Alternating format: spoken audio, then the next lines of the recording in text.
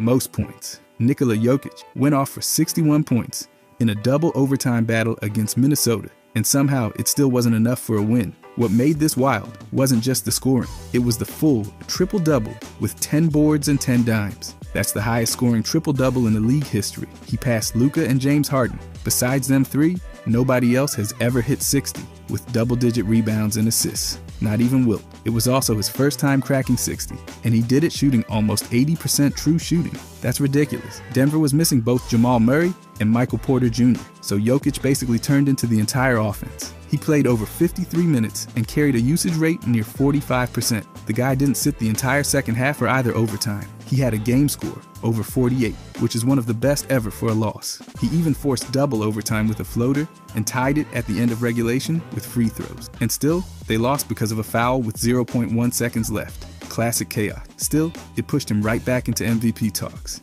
And that night will not be forgotten. Most rebounds. Sabonis put up 28 boards not once, but twice this season, and that alone puts him in historic territory. He's the only player since the 70s to have multiple games with that many rebounds in a single year. In the loss against New Orleans, he grabbed 13 offensive rebounds, basically giving Sacramento a redo every other possession. He out-rebounded Jonas Valanciunas by 16. That's not just winning the glass, that's turning it into a monopoly. Then came the win against Boston, where Sabonis pulled 20 defensive rebounds, the most in a game since Andre Drummond in 2018. He was basically vacuuming up every shot that missed. He ended with 28 total, accounting for half of the team's rebounds. That's not helping the team, that's dragging them. Other guys made noise too. Rudy Gobert and Walker Kessler each had 25 boards. Kessler even threw in 8 blocks, which is just rude. Anthony Davis went for 42 points and 23 boards, doing his best Shaq impression. And Jokic, he had 35 points, 17 assists,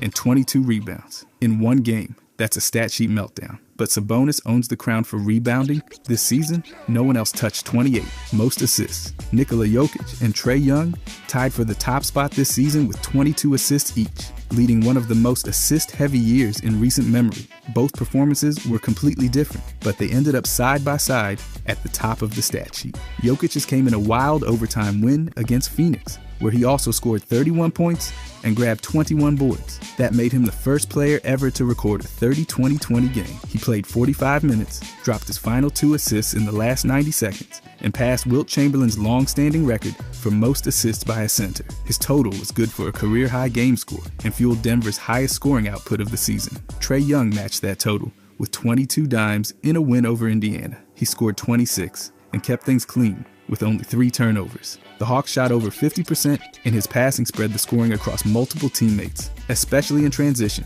Right behind them were Tyrese Halliburton and Young again, each with 20 assists in earlier games. Jokic also threw in a 19-assist night, just because, but only those two hit the 22 mark, tied at the top, most blocks. Wemby owned the top block performance of the season with a 10-block game against Portland. He paired it with 30 points, 4 threes, and nearly perfect free throw shooting. In just 30 minutes, he shut down the paint, rewrote the scouting report, and tied his career high. He became the youngest player ever to post 30 and 10 in a game, jumping past Dwight Howard by almost 2 years. That performance also made him the first player in league history to ever hit double-digit blocks and 4 made threes in the same night. He joined a short list of legends, Hakeem, Robinson, Gilmore, Howard, and Kareem being some, as the only players to put up 30 and 10 on blocks. He did it without even playing in the final 8 minutes. No one else reached 10 all year. The closest was Wemby himself with 9, then Donovan Clingan with 8 against Minnesota. Wemby also had 8 3 times.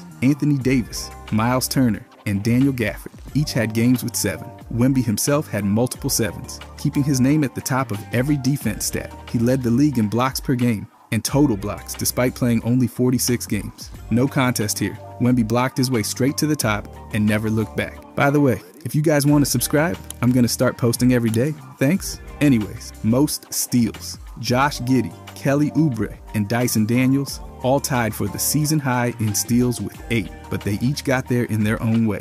Giddey's came on March 22nd against the Lakers, and he didn't stop at just swiping the ball. He put up 15 points, 10 rebounds, and 17 assists. He basically did everything but mop the floor. Oubre reached 8 on December 30th against Portland, adding 15 points, 5 boards, and 2 assists. he was a one-man press, constantly poking the ball loose and hounding the perimeter. Daniels matched that total on December 23rd against Minnesota, finishing with 10 points, 4 rebounds, 4 assists, and 2 blocks. Then he followed that up with 2 separate 7-steal games, making him the only player to show up 3 times in the top 7 performances. He wasn't just tied for the lead, he hovered right near it for most of the season. James Harden and Amen Thompson also had 7 steal games, but nobody else joined the 8-steal club. Daniels was the only one to stay in the conversation multiple times. When it came to steals this season, 3 hit the peak, but Daniels wouldn't stop climbing. Most threes. Steph Curry hit 12 threes in a game, not once,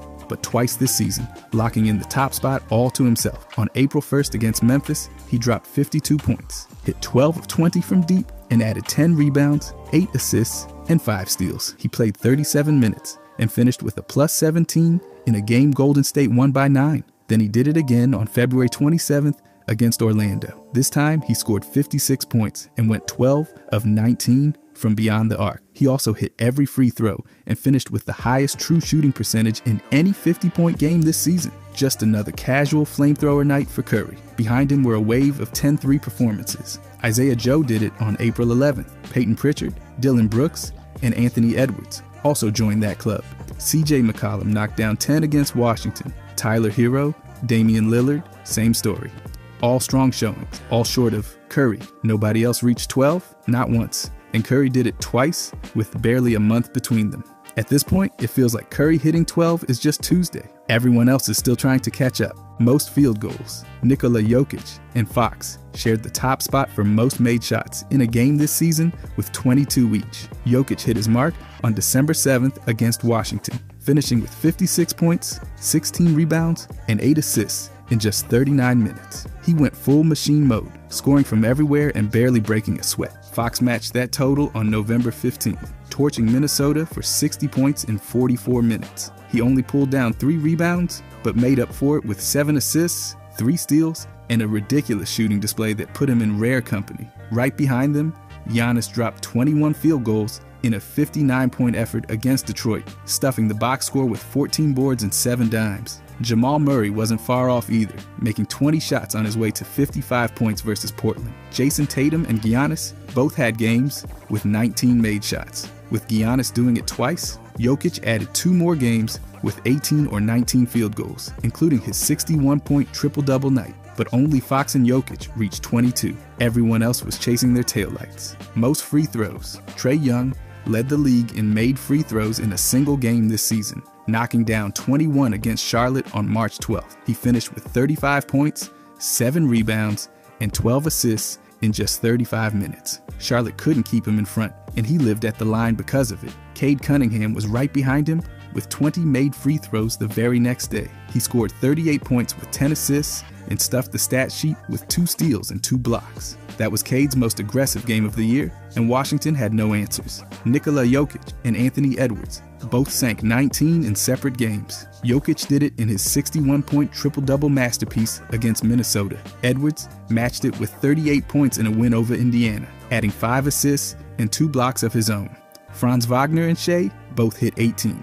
Edwards and Shea each had another game with 17, while Damian Lillard hit that mark early in the season. Plenty of players drew whistles all year, but only Young reached 21. That kind of foul drawing clinic doesn't just happen, it's a full-time job, and Trae clocked in early. Most turnover. LeBron James and Trae Young tied for the most turnovers in a single game this season with 11 each. LeBron's came on February 20th against Portland, where he still managed 40 points, 8 rebounds, and 4 assists. But with 11 giveaways, it was one of those nights where the ball just refused to behave. Trae's came earlier on January 25th against Toronto. He had 16 points and 4 assists, but those 11 turnovers overshadowed the rest. It wasn't his first messy game either. He also had a 10-turnover outing back in October against Oklahoma City. Right behind them were 7 players with 10. Damian Lillard coughed it up 10 times in a loss to Golden State, despite scoring 38 and dishing out 7 assists. Cade Cunningham did it twice in the same week, first on January 20th against Houston, then again 2 days later in Atlanta. Denny Adviu, Colin Sexton, and LaMelo Ball each had a 10-turnover night as well, all combining playmaking duties with a bit too much risk. The season had plenty of clean performances, but these were not those. 11 turnovers in one game is rare, but LeBron and Trae both managed to hit that unwanted milestone. Most minutes. Christian Braun played the most minutes in a single game this season with 53 on April 1st against Minnesota. He wasn't just out there jogging either. He finished with 18 points, 12 rebounds, 4 assists, and 3 steals on 8 for 14 shooting.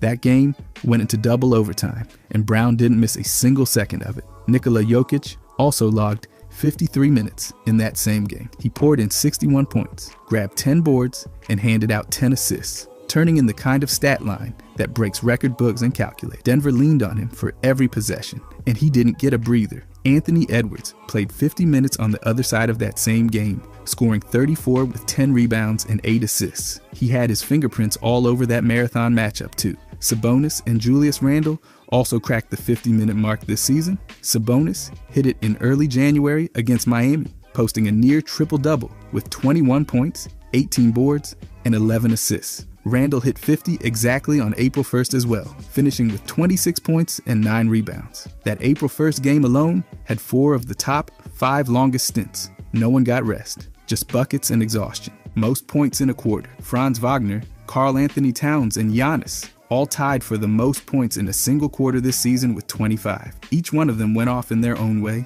lighting up defenses like they were running solo drills. Wagner did it in the fourth quarter on January 25th against Detroit. He played just 11 minutes that quarter, dropped 25, and added 4 assists while hitting nearly everything he looked at. It was a full-on takeover to close the game. Towns matched that with his own fourth quarter explosion on January 4th against Chicago. He scored 25 in just 10 minutes, grabbed 6 rebounds, and gave New York a chance to steal one late. It was one of his most aggressive stretches all season. Giannis had his run on November 20th against the Bulls, because apparently Chicago forgot how to rotate. He did it in the third quarter, putting up 25 points in 12 minutes, while chipping in a rebound and an assist. No one else cracked 25 in a single quarter all year. It was Wagner, Towns, and Giannis at the top, each finding a 12-minute window to set everything on fire. Most points in a half. LaMelo Ball had the highest scoring half of the season with 40 points in the second half against Milwaukee on November 23rd. He only played 22 minutes after halftime, but absolutely torched the Bucks. He also added 2 rebounds, 5 assists, and a steal, but the scoring was the headline. He hit everything. Pull-ups, floaters, threes, you name it. Right behind him was Paolo, who poured in 37 points in the first half against Indiana on October 28th. He needed just 20 minutes to do it and threw in 7 rebounds and 6 assists while he was at it. Orlando ran everything through him early, and Indiana had no counter. These two weren't just scoring, they were doing it fast and without much rest. Ball's second half run came on the road, and he made sure Milwaukee's crowd had nothing to cheer about. Paolo was in front of his own fan, and he basically turned the first half into a personal highlight reel. Nobody else cracked 40 and a half this season. It was Ball at the top with that second half takeover, and Paolo close behind with a hot start that left Indiana spinning. Most shots without a miss. Zubac claimed the cleanest shooting game of the season, going 11 for 11 from the field against Dallas on April 5th. He scored 25 points, grabbed 10 rebounds,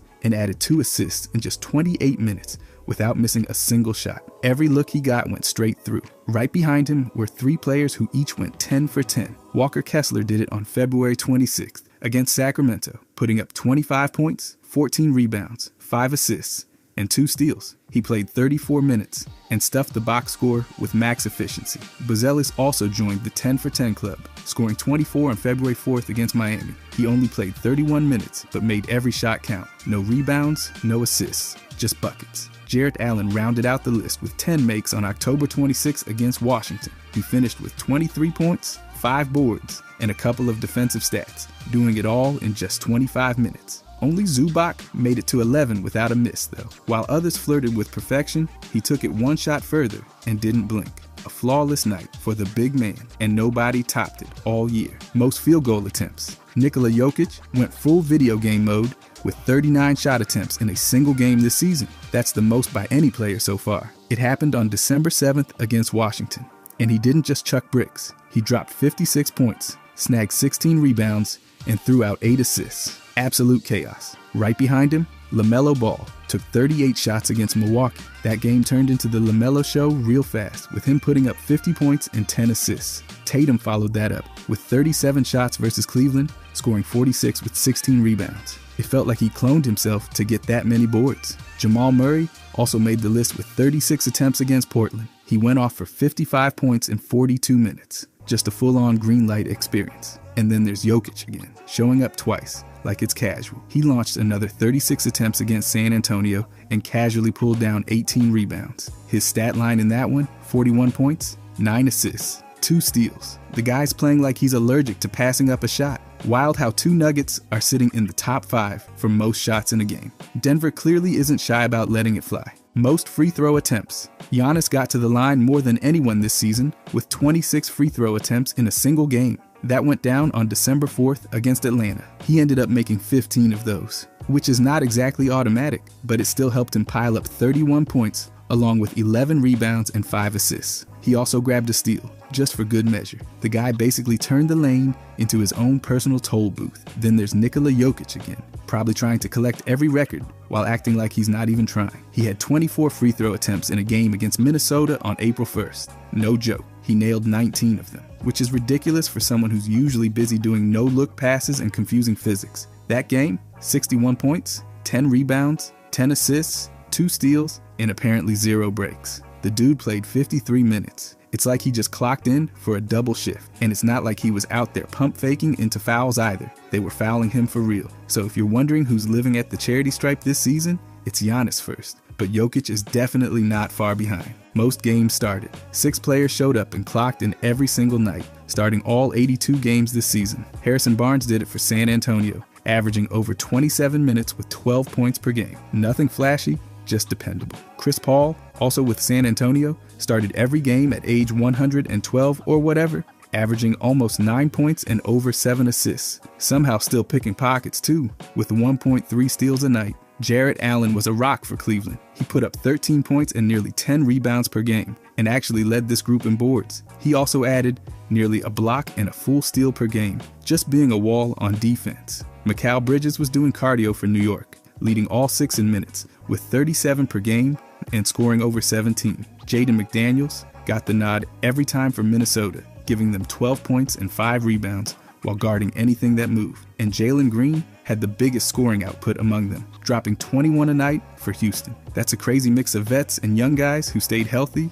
locked in, and didn't miss a tip-off. Full season starters, no days off, no excuses, just straight consistency. Most total points. Shea led the league in total points this season with 2,484. He did that in just 76 games. That's a little while. He dropped 860 field goals and got to the line like a pro, hitting 656 free throws. Also added 131 steals, because why not? Anthony Edwards came in second with 2,177 points. He played 79 games and had over 400 rebounds and 300 assists to go with it. He also racked up 91 steals and 51 blocks. That's a whole lot of production packed into one season. Nikola Jokic came third with 2,071 points in just 70 games. Classic Jokic, casually tossing in 786 field goals while leading the top 4 in assists with 716. Also grabbed almost 900 rebounds like it was no big deal. Giannis finished 4th with 2,036 points, and he only played 67 games. The guy still managed nearly 800 rebounds and hit almost 800 field goals. So yeah, Shea may have topped the list, but every name on here was putting in serious work this season. Most total rebounds. Zubac ruled the glass this season, grabbing 1,010 rebounds across 80 games. That's the top mark in the league. He also had 90 blocks, just swatting everything nearby like a giant playing whack-a-mole. He played over 2,600 minutes and added over 200 assists and 55 steals. Showing he wasn't just standing under the rim doing nothing, Sabonis came in second with 972 boards in 70 games. And yes, he still managed 423 assists. His passing might be more fun than his rebounding, honestly, but he still vacuumed up everything near the paint. Then there's Karl Anthony Towns with 920 rebounds in 72 games. He also dropped 1,759 points and dished out over 200 assists. The man shot over 600 field goals while casually stacking 50 blocks and 71 steals. That's serious two-way energy. The crazy thing is how different these three are, but they all ended up dominating the rebounding column. Zubac did it with size and timing, Sabonis with hustle and IQ, and Towns with versatility. Rebounds are all about effort, and these guys didn't let many miss without a fight. Most total assists. Trae Young ran the show all season, leading the league with 880 assists in just 76 games. That's over 11 per game. He also scored over 1,800 points, hit 566 field goals, and grabbed 91 steals. He basically lived with the ball in his hands, and everyone else just waited for their turn. Nikola Jokic finished second with 716 assists. The fact that a center is even in this conversation is ridiculous. He only played 70 games and still dished out more dimes than most point guards could dream of. On top of that, he scored over 2,000 points and pulled down 892 rebounds. I mean, the man was doing too much. Then there's James Harden with 687 assists across 79 games. He also dropped over 1,800 points and grabbed more than 400 rebounds. He even led this group in blocks with 55, which feels illegal. These three guys weren't just scoring threats, they were full-time playmakers. If your team had one of them running the offense, you were eating good every night. Just sit back, cut to the rim, and let it happen. Most total blocks. Wemby led the league in blocks this season with 176. He only played 46 games. That's just absurd. The guy averaged nearly 4 per game while also putting up over 1,100 points and 500 rebounds. He was basically a one-man security system at the rim. Brook Lopez came in second with 148 blocks in 80 games. That's some serious staying power. He added over 1,000 points and over 400 rebounds too. Just another season of Lopez doing all the dirty work without the highlight. And Miles Turner was right behind him with 144 blocks in 72 games. He dropped over 1,100 points and grabbed 471 rebounds. He also chipped in over 100 assists and 54 steals. Just in case anyone forgot, he can move his feet too. All three of these guys made it clear that driving into the paint was a horrible idea. Whether it was Wemby swatting shots like a sci-fi creature, Lopez locking down the paint with experience, or Turner flying in out of nowhere, the message was loud. Bring that soft stuff in here and you're going to regret it. Most total steals. Dyson Daniels was the absolute menace on defense this season, racking up 229 steals in 76 games. That's not just leading the league, that's running away with it. He also scored over 1,000 points, grabbed 449 rebounds, and dished out 333 assists, tossing 55 blocks, and this dude was basically everywhere. Shea came in second with 131 steals, and yes, he still led the league in scoring. That's called multitasking. He also logged 486 assists and nearly 400 rebounds, so he was busy on both ends of the floor. Then you've got Chris Dunn in third with 128 steals. He did that in only 74 games, and while he wasn't lighting it up offensively, he did his job. 210 assists, over 250 rebounds, and 27 blocks to go with the defense. These three were the kind of players who just ruin your night if you're bringing the ball up, tipping passes, reading plays, and swiping possessions like it's their side hustle. If you saw one of them creeping near half court, you'd better hope your handles were up to date. Most three-pointers made. Anthony Edwards let it fly all year and finished with 320 made threes, the most in the league. He played 79 games and averaged over 27 points while shooting more than 20 times per game. He also grabbed 5 rebounds, dropped 4 assists, and swiped over 1 steal per game. And somehow, he still had energy to play defense.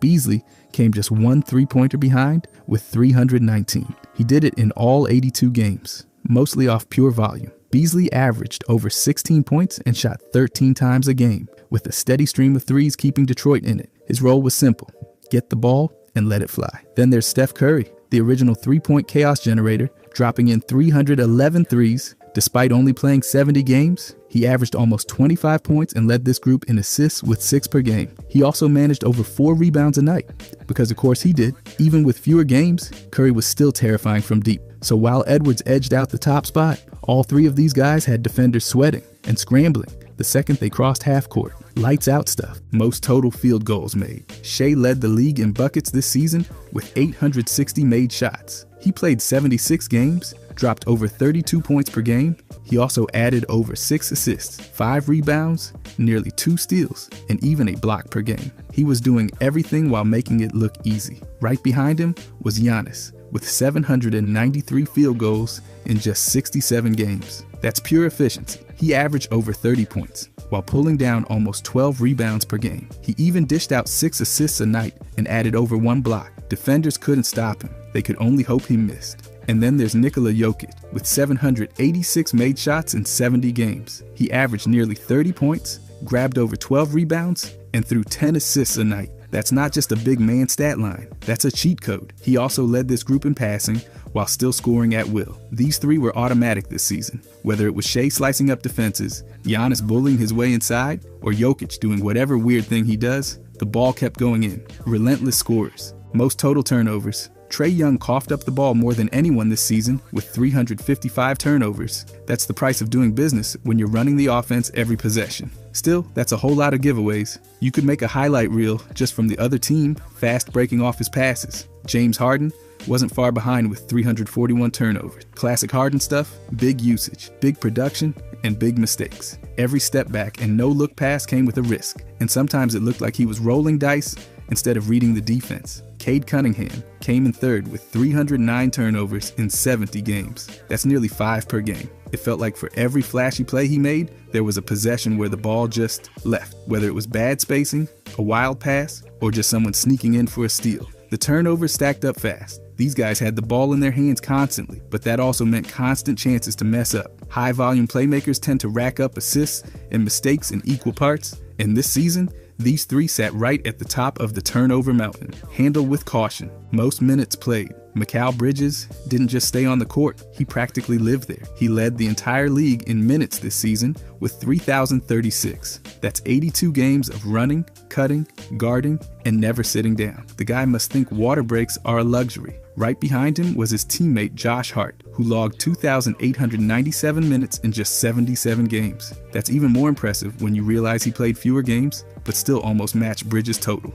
If the Knicks needed someone to stay on the court forever, they clearly had a backup plan. Then there's Anthony Edwards, clocking in at 2,871 minutes over 79 games. That's nearly 37 minutes every night. Edwards wasn't just putting in work on the scoreboard, he was straight up doing cardio with a basketball. These three guys were just built different this season. They stayed healthy, kept producing, and were glued to the floor while most players were catching their breath on the bench. Whether it was grinding through blowouts or fighting through close ones, they were out there. Game after game after game. No breaks, no complaints, just non-stop minutes. Human stamina test. Passed. Most triple-doubles. Nikola Jokic lapped the entire field. He dropped 34 of them this season in just 70 games. That's almost every other night. It's not even fair anymore. He could roll out of bed and give you double digits in points, rebounds, and assists before breakfast. The next closest player was Giannis with 11, which, by the way, would be impressive any other year. But next to Jokic, it looks like a warm-up. Giannis still did his part, but 34?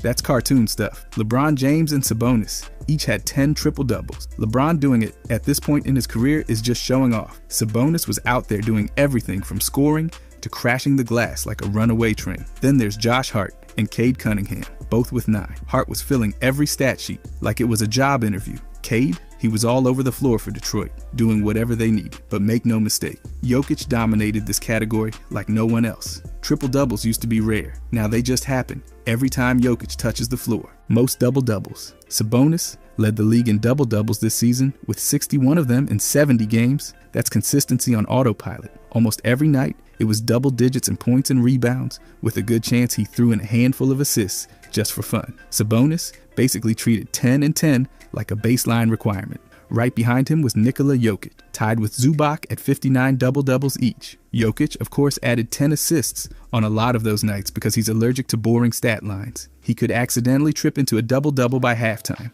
Zubac, though, he kept things simple. Points, rebounds, repeat. 80 games and 59 double-doubles. That's the kind of reliability coaches dream about. Karl Anthony Towns rounded out the top 4 with 58. He's always been a walking mismatch, and this year he stayed locked in with nearly 13 rebounds a game and over 24 points. Double-doubles just happened, whether he was trying or not. These 4 guys owned the glass, finished inside, and showed up every night, ready to put in work. Scoring is cool and all, but double-doubles, that's how you know someone's actually doing the job. No fluff, just number. Most wins. Jarrett Allen topped the league this season with 64 wins. He played all 82 games and helped Cleveland stack victories like it was a hobby. He didn't need flashy numbers, just solid, reliable basketball every night. Whether it was locking down the paint or cleaning up the glass, Allen did the dirty work and kept racking up wins like clockwork. Shea was right behind him with 63 wins. Oklahoma City rode his scoring and playmaking all season, and those wins followed wherever he went. He didn't just lead the offense, he led them to victories. Tied with him was Isaiah Joe, also with 63 wins. His minutes weren't massive, but he was efficient. and clearly played his role well in a winning environment. He made the most of every chance and helped Oklahoma City secure win after win. Aaron Wiggins wasn't far behind either, with 62 wins, rounding out the Thunder's victory squad. 3 players from the same team sitting in the top 4 for wins says a lot. They didn't just play well, they won. And while individual stats are cool, winning is the thing that actually matters. These guys got it done, repeatedly. If you enjoyed this, I'm going to be posting a lot here. I would greatly appreciate it if you could subscribe. Thanks for watching.